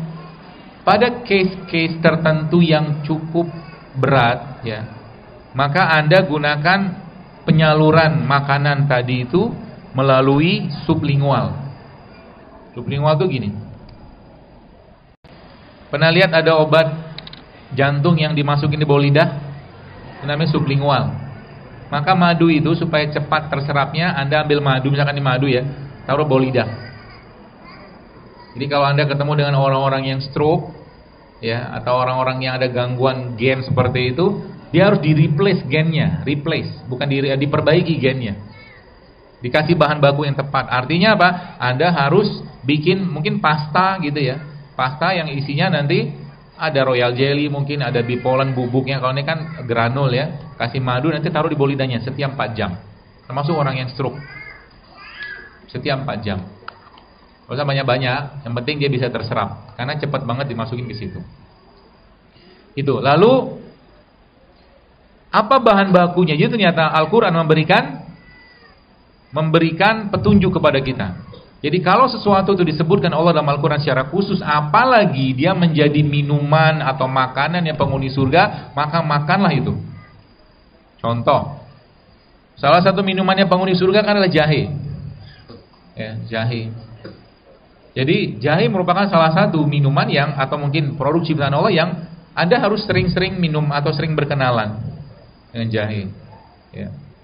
Baik itu Anda minum atau konsumsi, atau mungkin Anda masak juga. Misalkan ibu-ibu masak gula yang tanpa santan, ya termasuk juga saran saya, kalau mau sehat mulai sekarang jangan banyak masak pakai santan. Santannya jangan dimasak. Santannya dibikin susu. Susu santan. Belum pernah nyobain? Ambil santannya nih. Jadi kalau Anda ketemu santan kan dibuat dari kelapa yang tua. Air kelapanya jangan dibuang, diminum. Khususnya bagi bapak-bapak yang udah agak-agak sepuh. Air kelapa tua, nanti baca deh di feed saya ada itu tentang air kelapa. Jadi air kelapa tua itu bagus untuk orang-orang yang tua. Kata guru saya. Lalu air kelapa muda cocok untuk orang-orang yang mau detox, bersih-bersih badan. Tapi kalau mineralnya, mikronutriennya, ya, untuk orang-orang yang penyakit degeneratif minumnya air kelapa tua. Minum air kelapa tua, terus nanti minum lagi susu santan. Cara bikinnya ya susu santan, kan diperas tuh. Kasih jahe, kasih kurma, kasih madu, terus kasih garam mineral ya, mau Himalayan salt boleh atau mungkin garam gunung boleh. Ya, garam gunung. Indonesia punya garam gunung. Kenapa garam laut tidak terlalu disarankan? Karena laut kita banyak tercemarnya. Banyak cemarnya. Kecuali Anda ngerti lautnya di mana. Tapi susah nyarinya kan. Nanti itu di blender semua, kan dia larut tuh. Nah, minum itu. Dia akan jadi sumber lemak yang baik untuk jantung kita, untuk pembuluh darah kita, termasuk untuk otak. Dan rasanya enak. Enak, insya Allah enak. Ya, gitu. Jadi bahan bakunya tubuh kita, ya kita kembali ke apa yang Allah sampaikan dalam Al-Quran. Pertama, kalau mau catat silakan dicatat, tidak ada di slide. Ada 21 kurang lebih, ya, di Al-Quran ataupun hadis Nabi SAW yang disampaikan tentang sebenarnya inilah bahan bakunya badan kita. Yang pertama jamur. Jamur ya. Jamur ini merupakan salah satu produk ciptaan Allah ya, subhanallah, dia mampu menyerap racun dan dia termasuk probiotik juga. Probiotik. Jadi selain tempe ya, probiotik yang sangat baik yang kita bisa konsumsi adalah jamur. Ya. Hati-hati dengan beberapa jenis racun yang ada pada jamur. Jadi cari jamur yang relatif tidak terlalu banyak racun aflatoksinnya. Itu yang pertama, jamur. Yang kedua apa? Bawang merah. Bawang merah. Bawang merah nggak ada, tapi ini bawang merah adiknya dia lah. Ya. Kemudian yang nomor 3 bawang putih.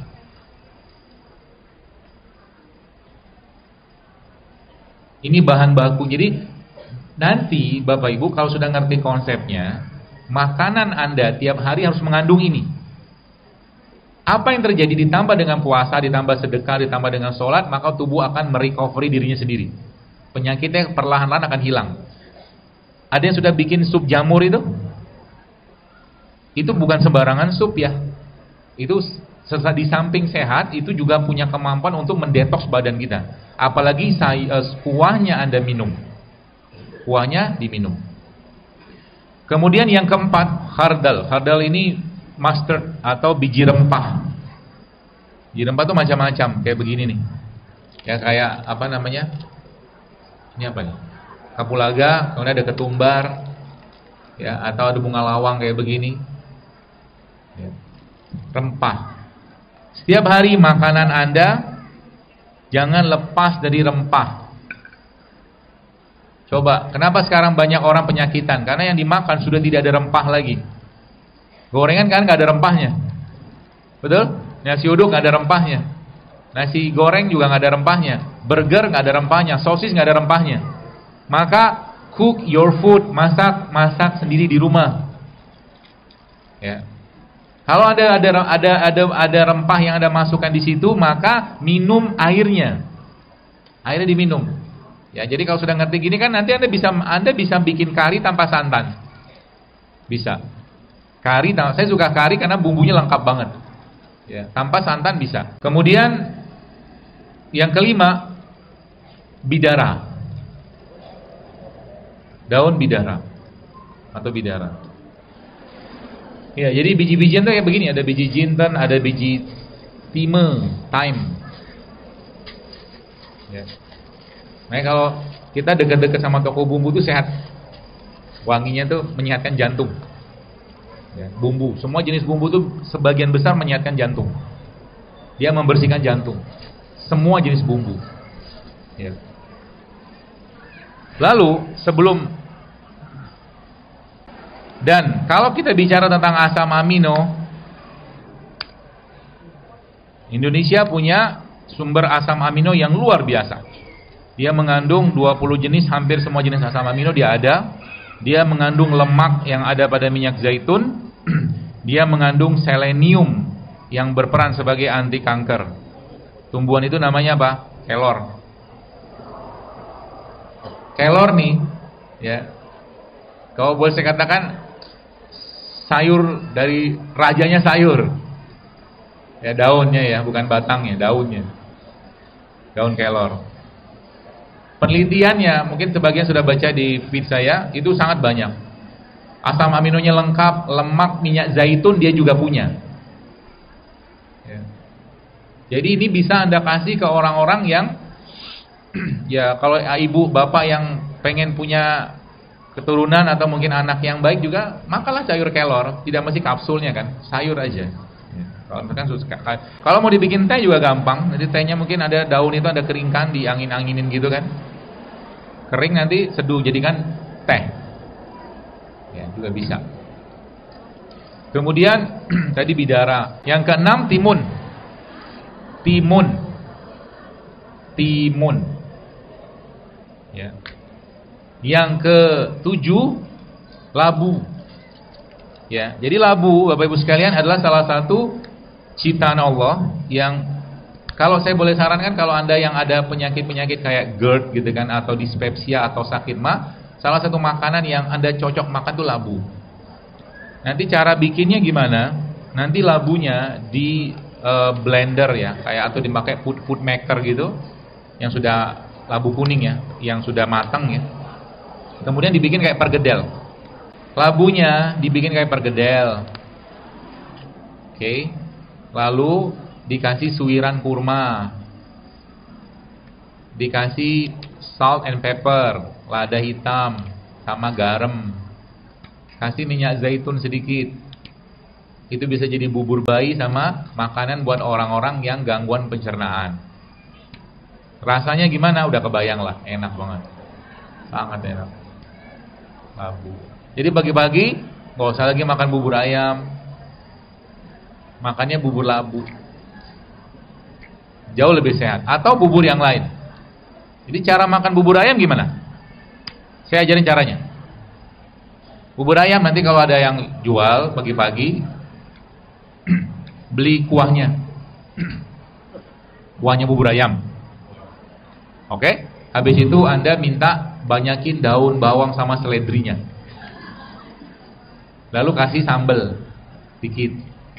Kalau ayamnya ayam kampung, kasih ayam. Tapi kalau enggak, udah itu aja. Itu namanya sup. Ya. Gak usah pakai nasinya. Itu jauh lebih sehat daripada buburnya dikasih, ya bubur dikasih nasinya kan. Biasa kita makan nasinya pakai kemudian enak banget sih emang. Bubur ayam tuh kan ada kerupuknya, ada cakwenya, ada apa lagi? Ada kacangnya, ada ayamnya. Sehat gak? Sudah tahu, Anda udah tahu sih gak sehat, ya kan? Tapi ya masih dikerjain juga. Namanya apa? Doli. Dan kalau kita lihat kembali ke puasa, lupa saya. Kalau umat Islam betul-betul mengikuti pola ini Bapak sekalian, kita tuh paling lama puasa loh. Bayangkan kalau seandainya kita benar-benar ngikutin polanya Nabi ya. Kalau seandainya Anda misalkan nih puasa Senin Kamis atau puasa sunnah yang lain, Anda berbuka, oke lah makan, berbuka, makan secukupnya. Dan berbuka memang bagusnya pakai buah. Nabi kan mengajarkan pakai kurma.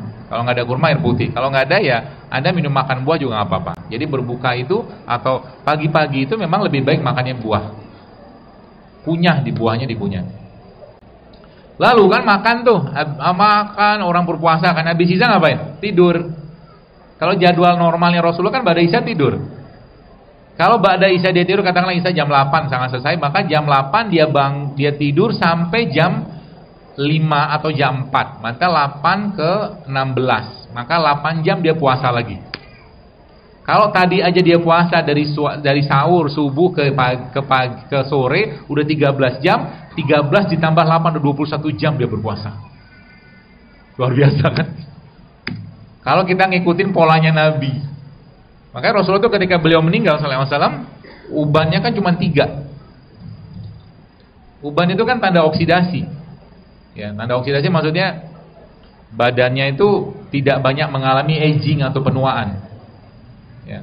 Kenapa banyak ada ibu-ibu cerita kemarin sempat ada baca kemarin kan yang ada postingan ada Saya nggak tahu itu ibu atau bapak, dia ngirim email atau apa gitu, dia bilang dia minum rempah, terus minum apa, jahe, kemudian kunyit segala macam, terus sisanya dia blender terus dibalurin ke kepala, rambutnya tumbuh lagi. Emang itu tidak heran, kenapa? Karena mereka ini mengandung antioksidan.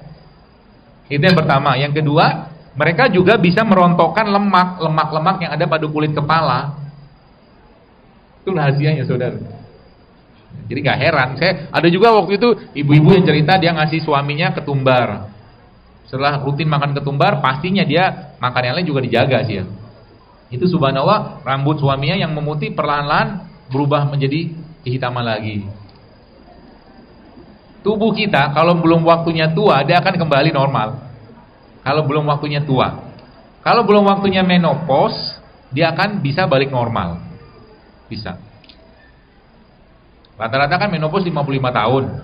Rata-rata. Tapi kalau 45 tahun, 43 tahun sudah menopause, berarti ada nggak beres dengan makanannya atau dengan pola pikirnya.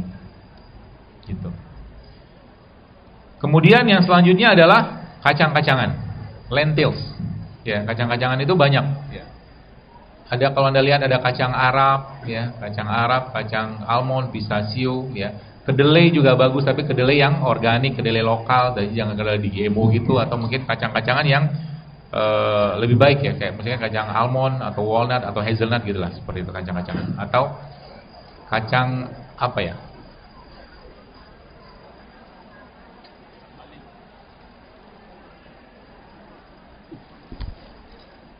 Nah, ini juga nih kacang. Ini kalau ini kacang India. Ya, kalau di supermarket namanya kacang dal. Mirip sama kedelai. Ya. Biasa dibikin untuk makanan, masakan. Kenapa India itu penduduknya banyak anak atau penduduknya banyak? Karena mereka gemar makan rempah. Terutama apa? Kunyit. Kunyit itu obat penyubur yang paling baik. Makanya tidak heran, saya tidak heran kenapa banyak yang hamil ya gara-gara minum ini sama minum ini.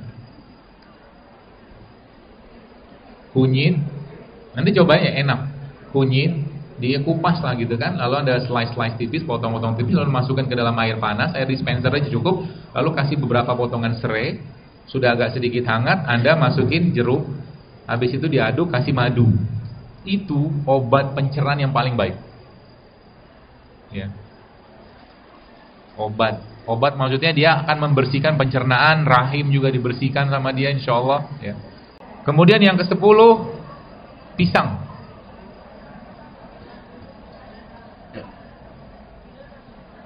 Oh 9 9 ya? Oh iya 9. Tin. Buat tin dan daunnya. Daun tin, daun zaitun, daun bidara, ya, itu bagus ya. Ke-10, pisang. Cara bikin enzim dari pisang saya ajarin. Caranya, pisang itu Bu, Pak, Anda blender nanti sama bawang putih.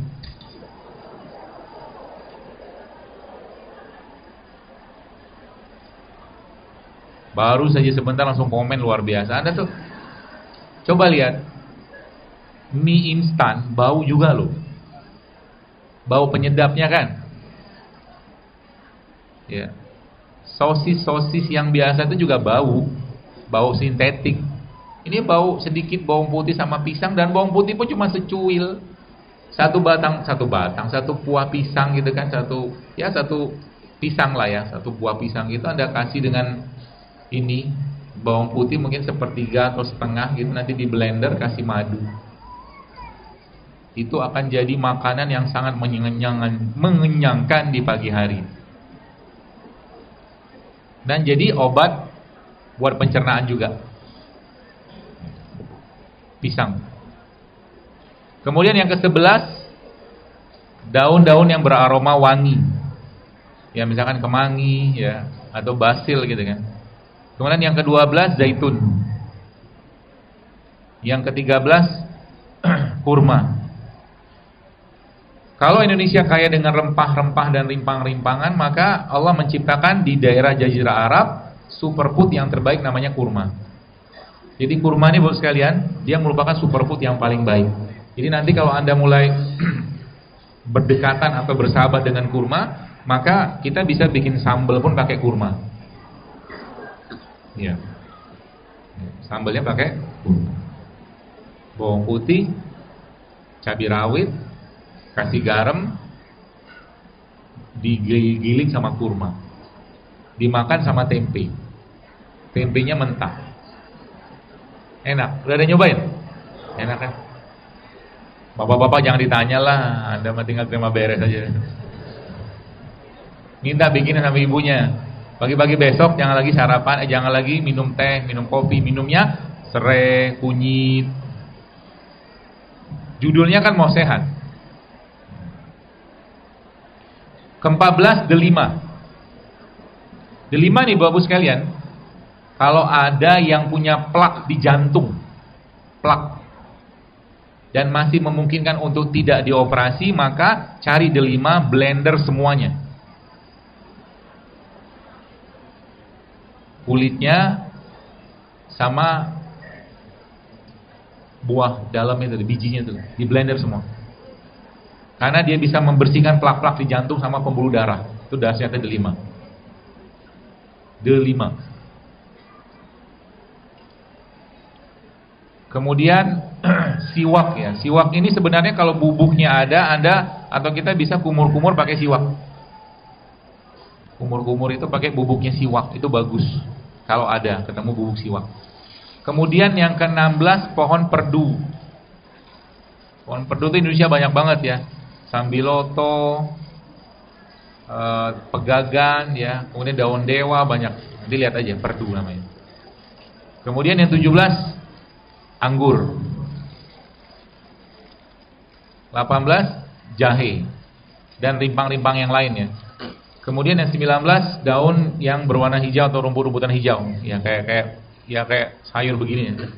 Seledri nih Pak Bu. Ini seledri ya.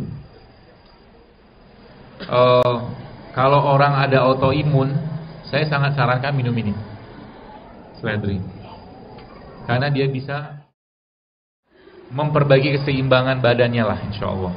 Seledri, dari pengalaman dan apa-apa yang saya baca, dia merupakan salah satu tumbuhan yang direkomend lah untuk dikonsumsi orang-orang yang autoimun dan tiroid. Seledri, baunya sih emang nggak enak. Ya, tapi Anda kalau mau campur bisa campur apel. Nanti dimasak, di blender sama apel.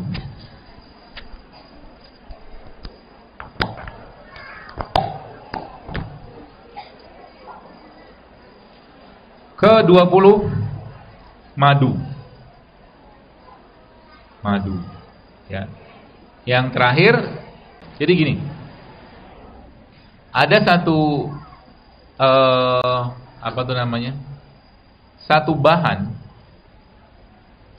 ini kalau ada di badan kita atau kita ngasup dia, maka keseimbangan hormon laki-laki dan perempuan itu akan balance kembali, akan balik lagi ya. Bahan ini namanya pregnenolon.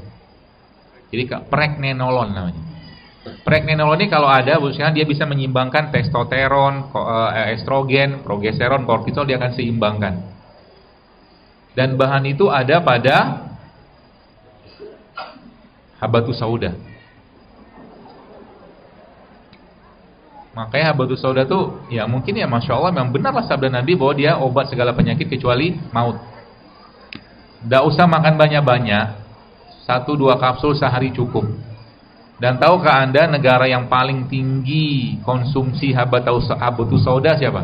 Jerman. Jerman itu sangat tinggi konsumsi habatus sauda. Dan yang saya pahami dari salah satu sahabat saya juga, dan ya guru saya juga, dia katakan habatus sauda yang paling baik itu berasal dari Najasyi atau Ethiopia. Ethiopia itu bukan negara miskin. Ya kalau lihat sana itu ladang habatus sauda paling besar di dunia di situ. Di Ethiopia. Jadi bayangkan kalau seandainya Bapak sekalian, ya kita mulai kenal dengan bahan-bahan ini dan kita mulai berdekatan ya. Apalagi sebenarnya banyak sekali tanda-tanda. Jadi ibu sekalian, kalau Anda mau bikin butter itu kan mentega kan secara umum. Bisa pakai bahan ini.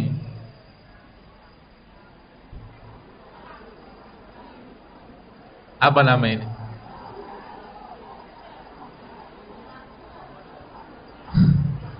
Pumpkin. Ini lagi musim sekarang di daerah Jawa Timur. Apa ya? Kok saya lupa ya? Bukan labu.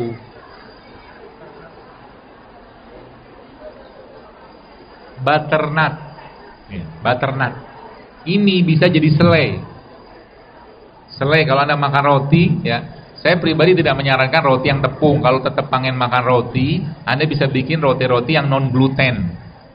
Kayak di depan tadi ada yang jual tuh, apa tadi jual nggak tahu jual apa tuh. Dia tulisnya non gluten, non tepung. Kalau mau makan roti, carilah roti-roti gandum yang benar-benar gandum. Atau kalau Anda pengen tetap makan yang tepung-tepungan atau gluten tapi yang indeks glikemiknya rendah, maka Anda bisa bikin produk berbasiskan talbinah. Talbinah itu salah satu makanan terbaiknya Rasulullah SAW. Talbinah, gandum. Ya. Nanti dimakan pakai selainya ini. Ya, ini kan bisa dibikin selai nih, kayak tadi bikin labu tadi itu loh. Ya. Tergantung seleranya Anda mau bikin yang asin kah atau manis kah, ya tinggal pakai madu atau kurma atau apa gitu. Shibat ini ya butternut. Ya. Bagus. Kemudian jadi Allah menciptakan sesuatu itu Bapak sekalian, dia punya kandungannya. Dan memang di sini kita dituntut belajar mandiri juga. Contoh, kalau Anda lihat alpukat ini kalau Anda lihat kan bentuknya kayak apa? Kayak uterus, kayak rahimnya perempuan. Ya kan bentuknya begini dia kan, alpukat. Maka memang secara saintifik ya, yang saya pahami dan dari pengalaman juga, ini salah satu nutrisi terbaik untuk penunjang kehamilan dan saat hamil. Berarti kalau laki-laki makan alpukat gimana? Jantungnya akan sehat. Alpukat. Jadi alpukatnya diapain? Ya Anda mau bikin jus boleh ya. Tapi jangan pakai susu, jangan pakai kental manis ya. Cara bikin alpukat kan gampang banget, tinggal dikerok, kasih kurma, kasih madu, kasih garam sedikit, udah jadi dia. Ya, nggak mesti dikasih gula. Ya, atau mungkin alpukatnya buat pagi-pagi anak-anak, kalau Anda sudah ada makanan pengganti ASI kan bisa pakai ini, buburnya, bubur alpukat. Nanti di blender sama kurma. Ya, jangan tinggalin kurma. Pokoknya semua kurma. Ya. Apalagi nanti ya kalau Anda mau salah satu nutrisi baik untuk rahim adalah alpukat ini di blender sama kunyit dikit. Alpukat ketemu kunyit, ketemu kurma. Nanti cobain. Ya, juga salah satu ya mungkin pembersih rahim juga, tapi jelas dia asupan yang baik untuk rahim. Ya. Mau buat hamil juga bisa. Lalu sekalian, Allah Subhanahu wa taala sebenarnya memberikan banyak tanda kepada kita untuk kita mengenal ya. Contoh mungkin kalau kita lihat ini buah bit kan. Buah bit ini kan warnanya apa? Merah lah, merah keunguan. Ya, dalam dunia nutrisi dia yang sangat dianjurkan untuk orang-orang yang kekurangan darah atau ingin bersih-bersih darah gitu kan. Jantung juga bisa. Jadi nanti buahnya bisa di blender. Pakai slow juicer ya, atau ya slow juicer bisa, atau blender biasa nggak apa-apa. Lalu di blender sama apel misalkan bisa. Gitu. Kemudian ada juga tomat. Tomat ini ada bahan anti kankernya, anti kanker prostat nih kalau nggak salah. Jadi dalam tomat ini Bu sekalian ada bahan anti kankernya yang baru keluar bahan tadi kalau tomatnya di steam, dikukus. Jadi tomat itu dikukus. Tapi kalau ini nggak dikukus, kalau ini dimakan mentah. Paprika. Ya, ini dimakan mentah. Jadi sebenarnya kalau pagi-pagi Anda mau mengubah sarapan gampang sekali. Anda iris-iris tomat, Anda iris-iris timun, Anda iris-iris paprika, kemudian kasih sayur-sayur yang lain, lalu kasih jeruk nipis, kasih minyak zaitun, kasih madu, kasih sedikit serpian-serpian atau suwiran kurma, udah jadi makanan pagi. Sehat. Iya kan? Jadi hidup sehat itu sebenarnya mudah, murah, cuman kita aja nggak mau, belum mau. Apa susahnya pagi-pagi nggak usah banyak makan? Ya. Jadi pagi-pagi jangan banyak makan. Makannya apa? Ya buah. Itu pun tidak banyak. Sarapan pagi perlu nggak? Ya perlu aja, tapi jangan banyak. Satu porsi bubur ayam tuh kebanyakan. Ya. Apalagi satu porsi piring nasi uduk. Ya nanti kan siapa tahu nanti apa empok-empok yang jual nasi uduk berubah jadi jualan salad pagi-pagi dia. Siapa tahu. Bisa berubah loh kalau pasarnya nggak ada lagi. Dia kan cari kayak sekarang di depan itu ada yang jual gula singkong. Gula singkong kan buat pengganti gula pasirnya, boleh dari singkong. Atau menggunakan mokaf itu modified cassava flour dari tepung ubi juga bisa. Jadi yang suka pempek nanti jangan pakai tepung atau sagu biasa, pakainya tepung non gluten, banyak pilihannya sekarang. Gitu ya. Gitu ya. Apalagi ini nih. Tahu ini apa? Okra. Ini okra. Okra ini salah satu sayuran yang sangat baik untuk menekan rasa lapar. Okra. Di sayur bening aja makan. Atau kalau enggak Anda infus. Infus. Ditambah dengan ini. Brokoli. Jadi brokoli ini sama asparagus sama cauliflower, bunga kol, dia punya satu bahan yang disebut dengan sulforafan. Sulforafan itu kalau dimakan masuk ke badan kita, dikukus ya atau di steam, dia bisa mendetoks badan. Ya. Golongan brokoli sejenisnya. Jadi Anda bisa bayar, ya simpel sekali sebenarnya kalau kita mau. Jadi mulai mengganti apa yang ada pada piring kita. Ya. Bagi Anda yang masih makan nasi, ya, saran saya, kasihlah nasinya serat. Pilihan pertamanya Anda beli bekatul atau sekam, banyak yang jual sekarang kok. Atau kalau nggak pakai ini juga boleh nih. Jadi nasinya nggak usah banyak-banyak, ya 1, 2, 3 sendok. Tapi coba cari nasi yang masih atau beras yang masih kuning atau brown rice. Ini lebih baik Anda pakai kalau seandainya nasinya nasi putih. Ya. Jadi mulai diganti berasnya di rumah. Dan tidak makan nasi tidak apa-apa, Anda tetap akan hidup. Karena kita butuh karbohidratnya, bukan nasinya. Karbohidrat kan banyak sumber, buah bisa, ya, seperti itu. Jadi ini grain, ya, ini biji-bijian sini. Apa namanya? Udah tahu lah. Gak usah disebut. Saya tidak promo dia, tidak ada pesan sponsor juga. Cuman bagus, bisa dipakai. Kemudian Bapak sekalian,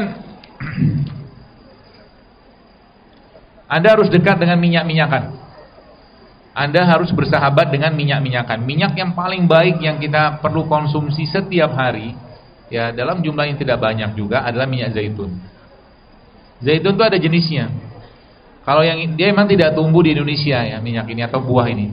Ya, tapi yang paling bagus memang yang perasan pertama yang kita kenal dengan extra virgin olive oil ini.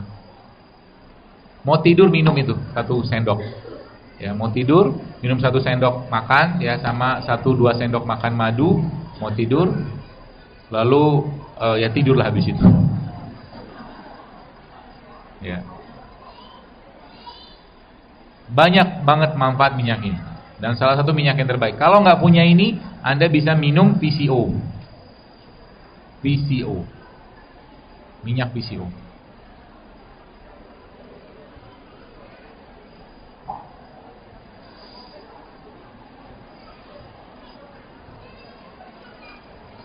Oke. Jadi kurang lebih kayak begitu dan Pandan, bagi Anda yang punya mobil, ini jadi pewanginya. Insya Allah wangi dan tidak bikin pusing. Ya, dan tidak akan ada hantu belau di sana. Banyak betul orang kadang-kadang, dok, kalau saya nyium bau pandan tuh kayak bau apa, kayak iya, kebanyakan nonton nggak jelas. Ya pandan, ya nasi, ngukus nasi pakai pandan kan wangi. Jadi pandannya dipotong-potong, ya nanti ditaruh dalam mangkok, ya mangkok plastik gitu, taruh di bawah jok-jok mobilnya. Nanti tidak akan mual. Perjalanan jauh akan menyenangkan, insya Allah. Pandan. Jadi pewangi-pewangi sintetiknya dibuang, buang aja, buat yang lain.